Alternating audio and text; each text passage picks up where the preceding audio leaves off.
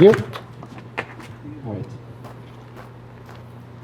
Okay, Tezos, a digital Commonwealth, and during the fundraiser for Tezos in 2017, there was the tagline was digital Commonwealth, and the idea explicitly was to tie the idea of Tezos not just as a blockchain system, not just as a ledger, but also as a community in a virtual country of sorts.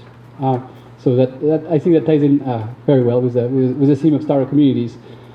And so a little bit of Tezos history. It all started with a position paper in August of 2014. And the main ideas around this paper, there were three pillars. One was the importance of governance for blockchains. Why it actually doesn't say the word governance, but it talks about why do blockchains actually need a form of governance.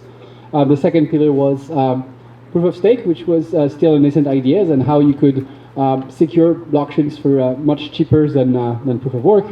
And also better aligned incentives of your validators and your users. And the third part was around smart contract security, and this is very early in 2014, before any of this became actual issues. We didn't have the block size wars. Before that, there was no Ethereum, there was no Ethereum DAO fork, there was none of that. And so yeah, that was a topic. July 2017, there was a public fundraiser for the Tezos Foundation, who raised money at the time to basically launch the Tezos network, create a Genesis block. That launch actually happened a bit later in July 2018. There was the first launch of the Tezos network, and so it's been running continuously since then. So now for almost 6 years, well, 5 years and a half. In May of 2019, we had the first amendment to the Tezos protocol called Athens. So that's the first time that the Tezos protocol actually changed the vote of the token holders. I'll explain how that works. And so, like most recently, in January of it says 2023, it says 2024, sorry. We had the Oxford Amendment, and that's the 15th time that a vote on a blockchain actually changed the rules of the chain. So the impetus in 2014 was the idea that blockchain and cryptocurrencies are not just a piece of software, they are networks. All blockchains have a form of governance, whether it's explicit or implicit. And the implicit form of governance that was accepted in the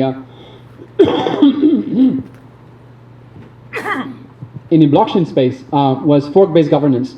Fork-based governance did not start with blockchain. It's something that exists in the open source world.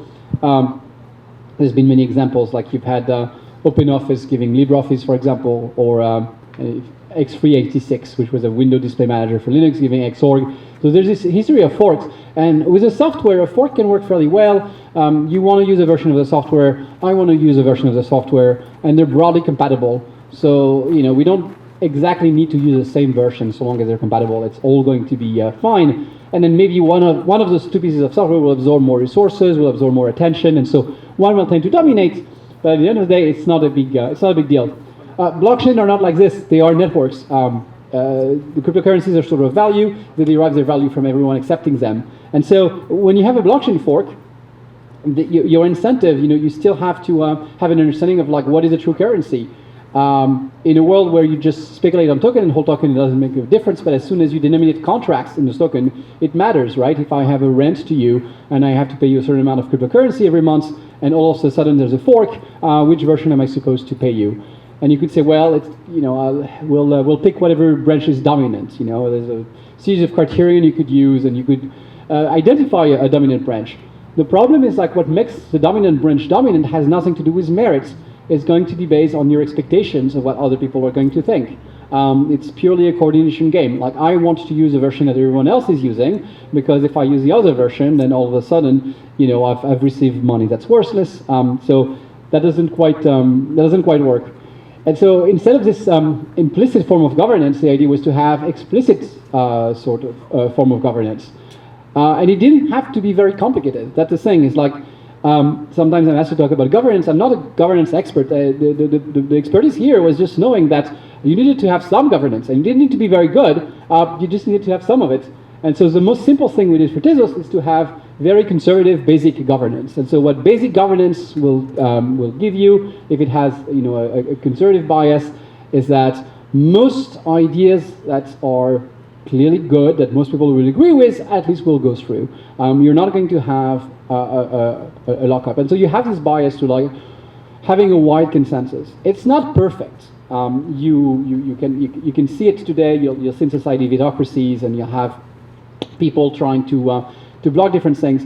But the problem of a vitocracy, oftentimes, I would say, is not so much that you have too much of an ability to block things, is that you don't have the right party being involved. Like, the problem of vitocracy is like people who have no business in having an opinion on a topic get to have an opinion on a topic. So if you fix that, I think having a high threshold for decisions is actually fine.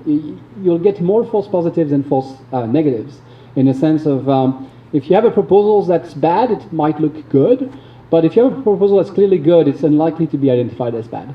At least specifically in the space of blockchain, this is 2014, there's a ton of innovation in the space. People are talking about zero knowledge proofs, people are talking about proof of stake, and you could see at the time that there was basically no mechanism to kind of change the status in the Bitcoin world in adopting those innovations. And the Bitcoin world went from saying, those innovations are great and we'll incorporate them into Bitcoin when they prove themselves to be good, and then it moved into, those innovations are bad actually. And now it went into those innovations are illegal actually. So that's been a very sad arc to see, because those technologies have actually proven to be very successful and very good.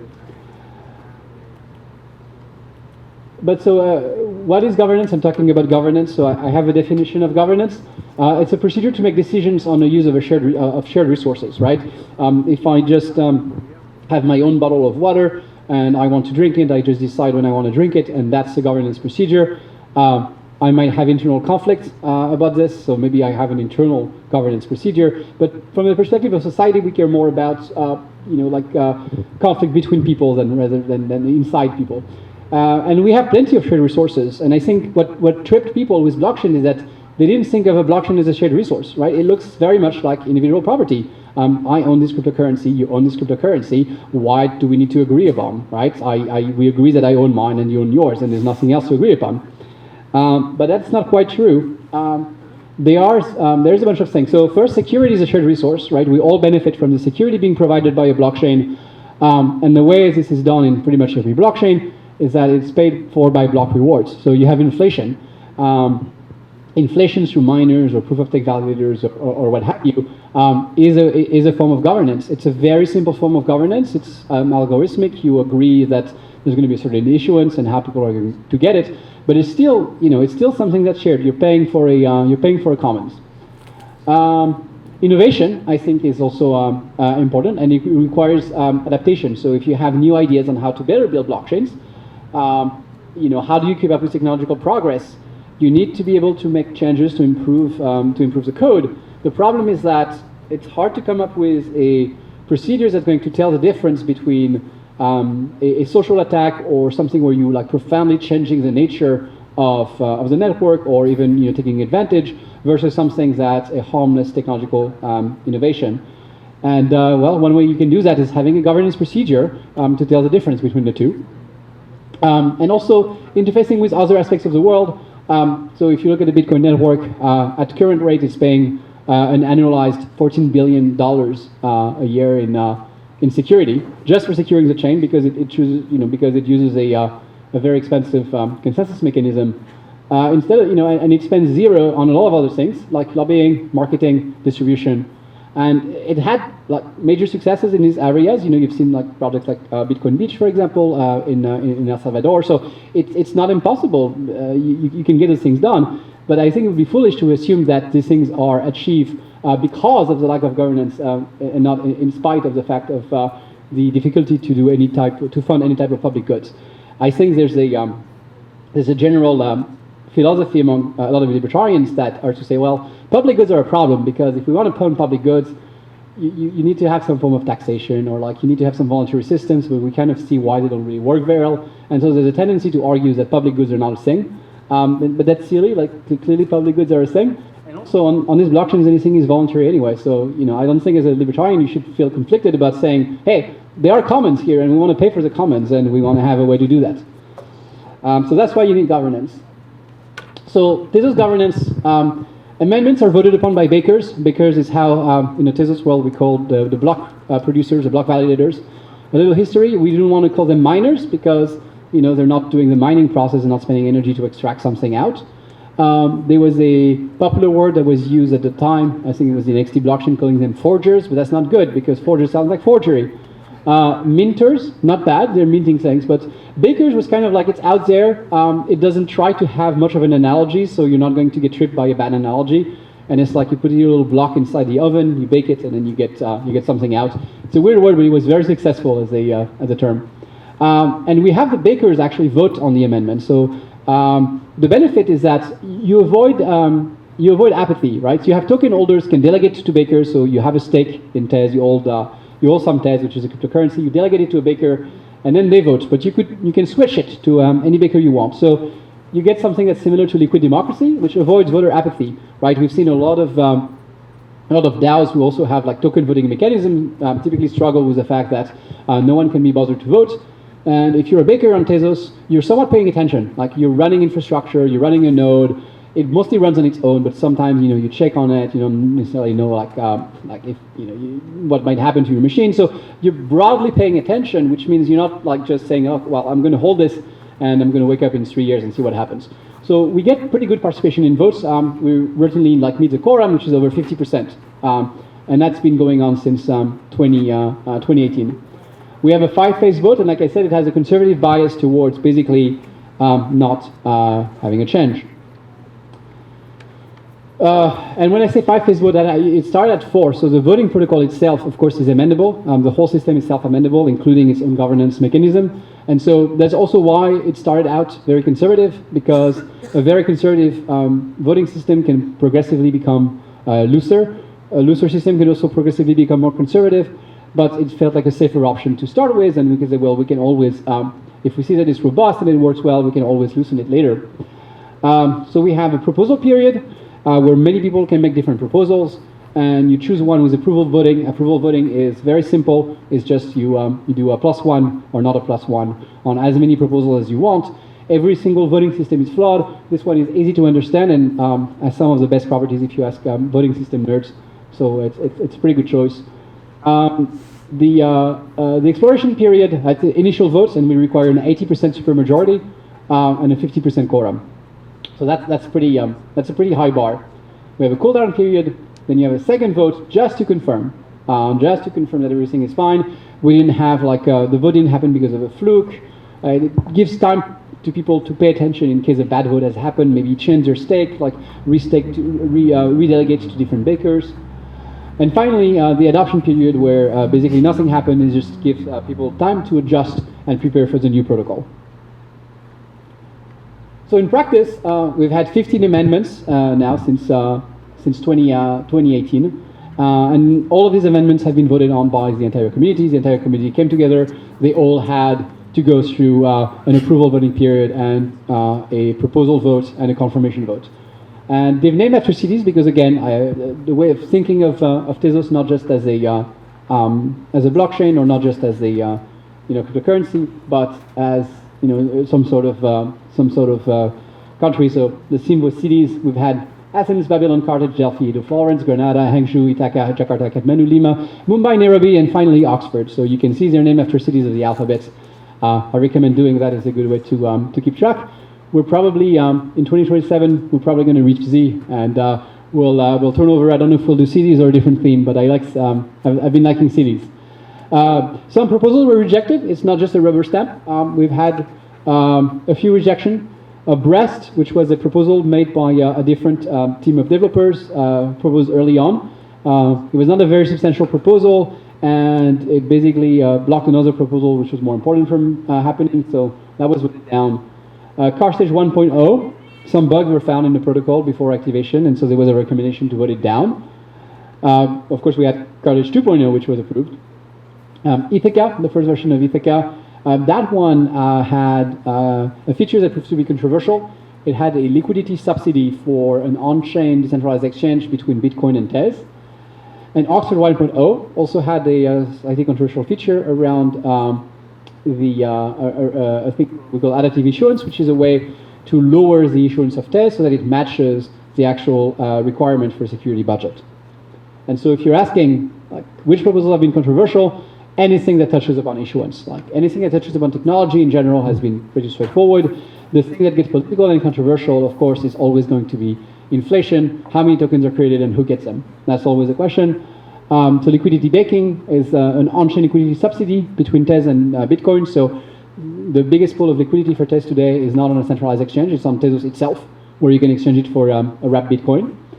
And adaptive issuance, which is reducing issuance by making the security budget adaptive. So currently on Tezos, there's about 5% inflation every year, and if you delegate, you get back about 6%. So net is deflationary, but in practice, if you want compatibility with the real world, with taxation systems and all of that, it's better to actually net it out in the protocol rather than it should be economically equivalent, but because of like the real world, it's not. So Tezos and DAOs. So I've been talking about the governance of Tezos, of course, but there's also people who are running experiments on Tezos in terms of governance. So what is a DAO? Well, initially a DAO is a decentralized autonomous organization. I think, I want to say that Dan Larimer quoted the name, and it was supposed to be a generalization of blockchains. You know, you would look at the blockchain with like the validators, and the validators do a certain amount of work, and they get paid for that. And that was the idea of a DAO. There was very much this idea of like different people have different incentives, and then they react to those incentives, and like collectively it creates an organization. And today there's very few DAOs that actually operate like this. Some Oracle DAO have a mechanism that's somewhat similar, where they have to provide a value, and then there's a game where the value they provide has to be similar to what other people are saying. So there's some of those, but the vast majority today of DAOs, they're mainly they're like clubs with a treasury and some bylaws, maybe with a smart contract, and it's I don't think the word DAO is a good description of that, but that's totally fine. I think it's great that people create clubs and have on-chain treasuries, and even if it's not necessarily like cases where you need a great amount of decentralization, it's just easy, like you want to create your club, open a bank account for your club, that's all complicated. If you can have your international internet club and have everyone be able to audit how the treasury is being used and how everything works, and you don't have to have the hassle of creating bank accounts, that's fantastic. So I think people should do those. And Tezos is the home of many DAOs, particularly in the art space. So we've had artist collectives who are creating DAOs to collect art, mint art, curate art. We've seen all of that. So that's super fun. And there's also a Tezos ecosystem DAO, which is newly formed, which has received a few grants and which is made for funding some projects in the Tezos ecosystem. A lot of projects are funded by the Tezos Foundation, which is a Swiss foundation, but this is an on-chain funding mechanism that was recently launched on Tezos. And so, Tezos and startup cities. So if you are thinking of building a startup city or in a startup city or anything to do with startup cities, why use Tezos? Well, the question is like, what use a blockchain for, and why Tezos specifically?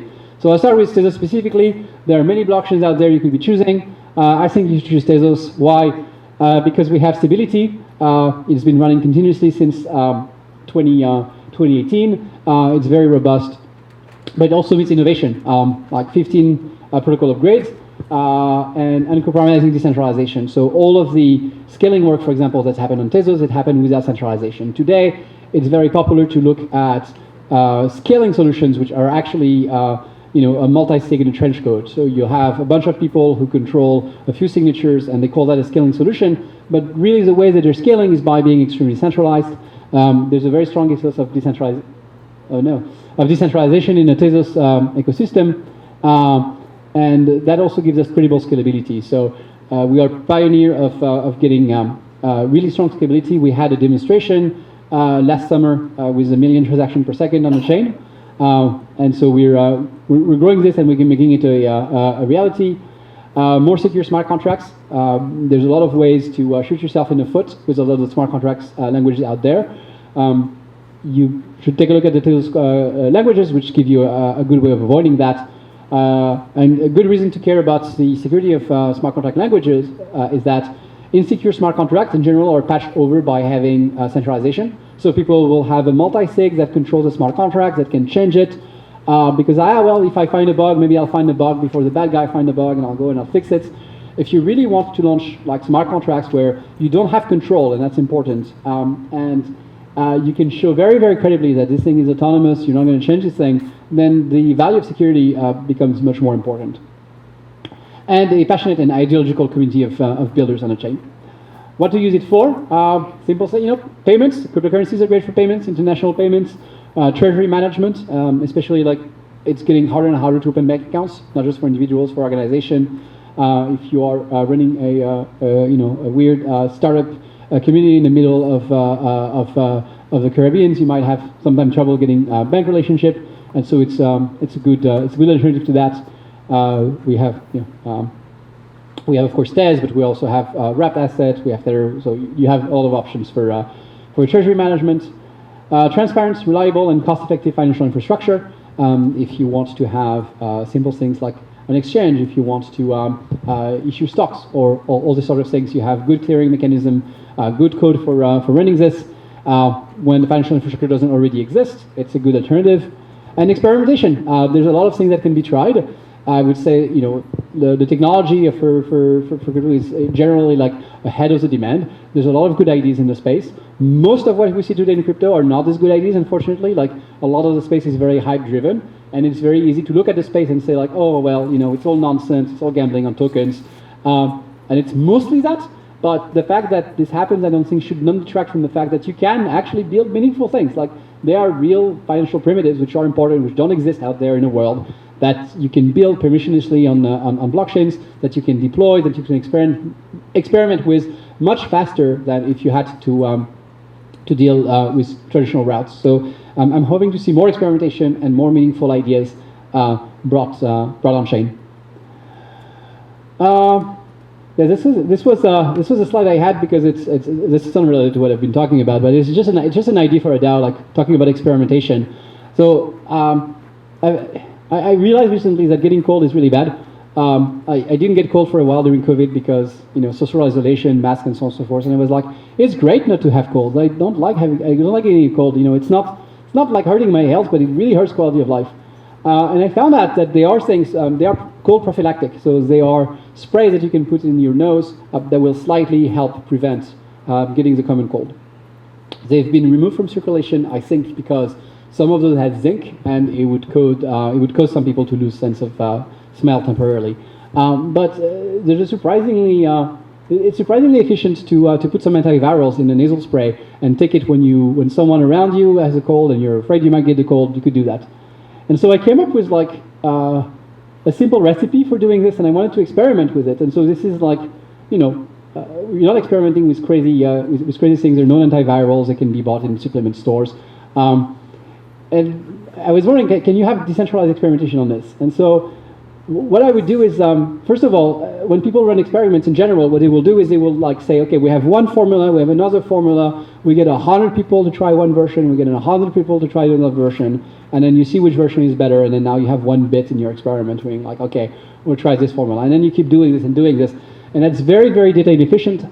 There are much better ways to do this if you are willing to make very mild hypotheses into how the response to the formulation might work. So like my hypothesis in the sense of like, I believe that the presence of some components will have, not necessarily even a monotonic effect, but like at first it'll improve and then over a certain time it'll decrease. So like you make very, very weak assumption like this, and all of a sudden now you can experiment by running a simple experiment for formula. You could try many different formulas. You can see this as a point of a multi-dimensional space, get a single very, very noisy bit of data from that experiment, but because you're assuming some kind of locality around the response, like some sort of like smooth function, you get a lot more data efficient. And you can do this in parallel with lots of people. How do you do this and how do you trust the data? There's a cool categories of algorithm called Sybil Infer and Sybil Guard, which are basically based on networks. So the idea is that you build a social network of your friends and your friends of your friends and so on and so forth. And then on your end, you're going to run the inference by deciding that some people are going to be Sybil nodes, and they are going to put any data that they want, any garbage data that they want. And the assumption you're going to make is that Sybil nodes are not going to be very well connected to the rest of the network, because Sybil identities are very, very cheap to create, but connection between Sybil identities and non-Sybil identities are harder to connect, because for this to happen, someone needs to say that their friends or they know someone who is actually like a fake node. And if you use this algorithm, you can actually integrate that with the Gaussian process, and you can have an algorithm that runs over this that says, well, I assume Some of these nodes are bullshit, but I'm also connected to people that I trust, and based on that, what information can I gather? So this is an example of like weird experimentation for DAOs that I love to see. We don't see much of that. A lot of the DAOs are basically excuses for meme token. That's a little sad, but a better world is possible, and some of these ideas are out there. All right, I have no idea how much time I took, but I hope there's a little time for Q&A. You have 12 minutes. Super.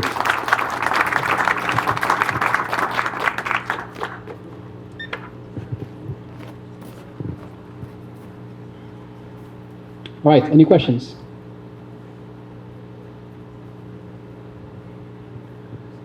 Can you elaborate more on adaptive issuance?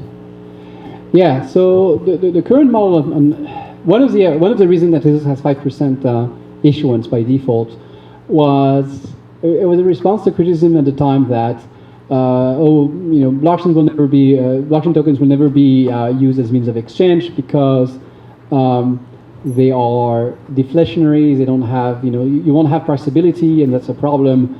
And I was like, well, it doesn't have to be a problem there. We'll inflate by fiat by 5%. But because everyone will be inflated at the same time, it's non-dilutive inflation.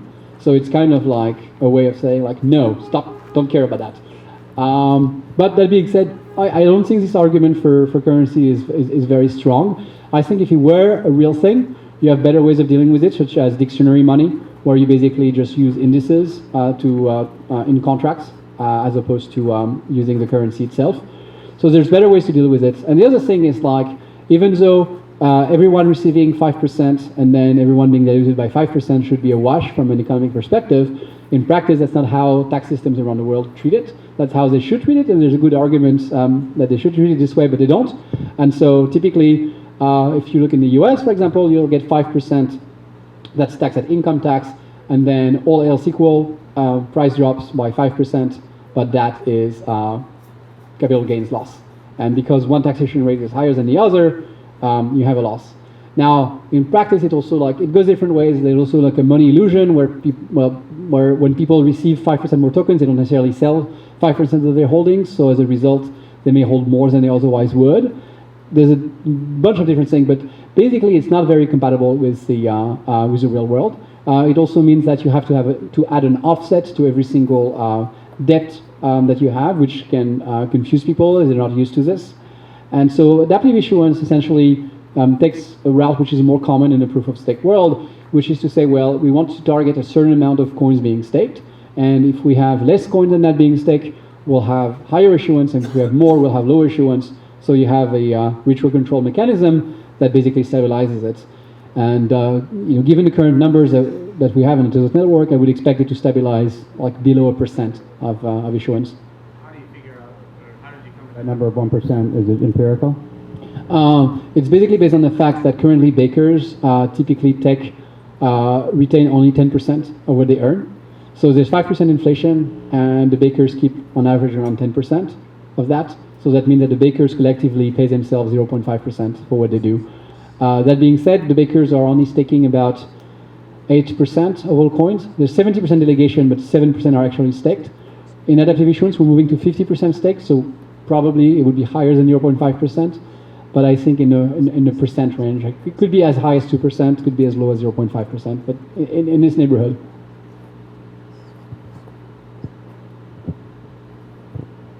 What startups are this? Come again? What startups are The startups are this? You mentioned that you're working with other startups. I'm sorry. You mentioned you were working with other startup cities. The application was applied there. Is there specific? Yeah, we are. So I don't think I mentioned that, but yes, I mean I do. We do. So there's several organizations in the Tezos ecosystem that help people who want to create things in the Tezos ecosystem. So the Tezos Foundation gives some grants to people building on Tezos. We also have there's an accelerator in Singapore that helps startups who want to integrate Tezos. We also have an adoption functions in Paris and London, but broadly we work across the world. And so yes, we've helped some startups build and launch on Tezos, as well as sometimes large companies to do that as well. Is someone actually working on the decentralized experimentation for the best prophylactic protocol against the common cold, or am I going to have to make that if I want it? No, I'm happy to help you make it. Like no one's done. I have a blog post. I'm guilty of like only writing part one of the blog post. It was supposed to be a 3-part blog post. Part one was like how to come up with like a reasonable recipe for this. Part two was like why you should be using Gaussian processes and be very comfortable doing that for experimentation as opposed to just doing like panel A, panel B. And the third part was Sybil Infer and Sybil Guard. But I'm happy I'm happy to transfer any knowledge or any thought that I've had on the topic to someone who wants to build it. And it's the thing with the common cold is like you're not. First of all, the result will be very visible right away. So like longevity is more important, but like it takes a long time to see it. This is very immediate. It's also lower stakes, probably like safer than a lot of interventions, and so that's there's a good way to demonstrate success here.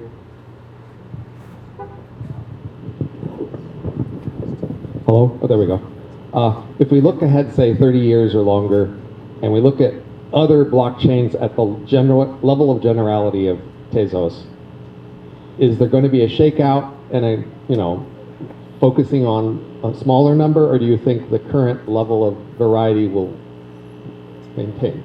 Blockchains are surprisingly resilient. I remember thinking like, there's a lot of things that I didn't expect. So one of the things I didn't expect is like back around in 2014, there was this idea that if you had like a consensus bug for some reason, it was game over for your blockchain. Like if there was ever a double spend, your blockchain will just self-destruct in shame.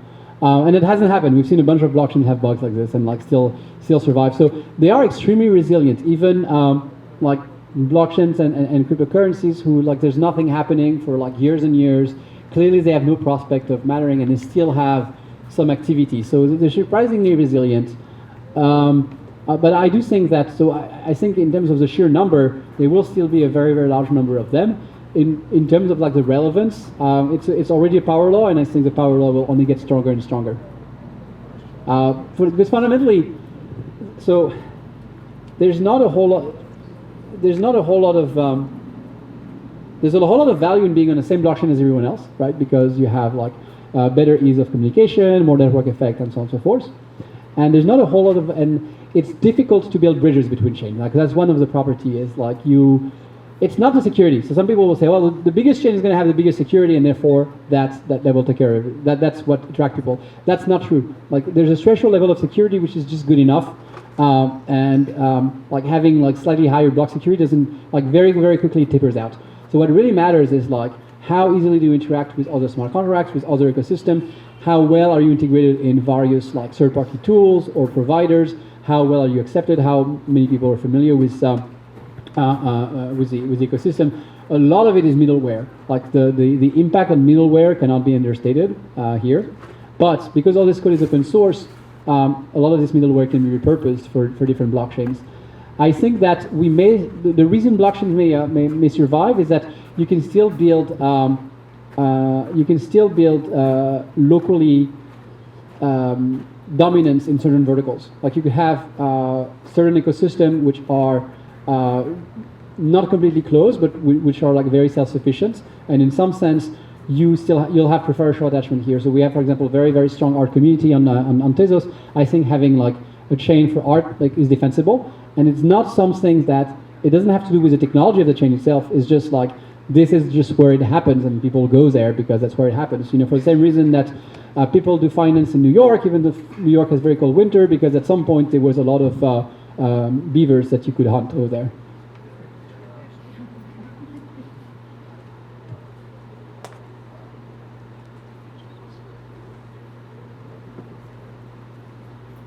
Any more questions for Arthur?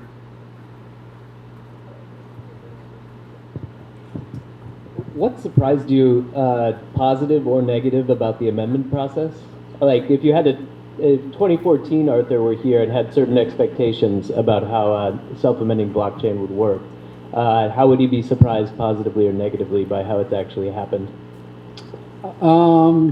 So positively, I think it worked well. We've had a lot of amendments, and we've had high participation. So the high participation and involvement, I think that's been a very positive point and a very positive surprise. Negative surprise is that we've had fewer participation in people making alternative proposals. it's a difficult code base, and so I understand why it can be difficult to make the proposals. But like people tweaking constants or like making small changes, we haven't seen many of those, and I think that's a little too bad. Negative surprise, I would say, we've tried to introduce some mechanisms to allow more parallel changes, right? Because the problem with the governance process is like everything changes serially.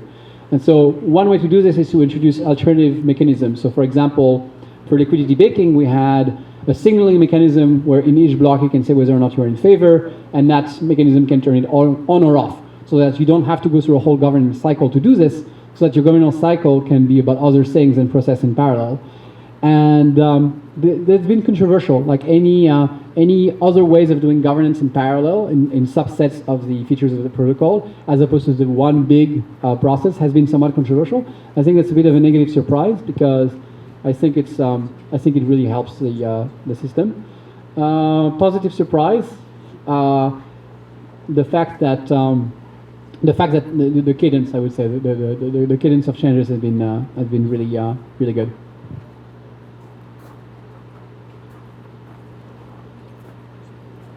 All right. Thank you, everyone.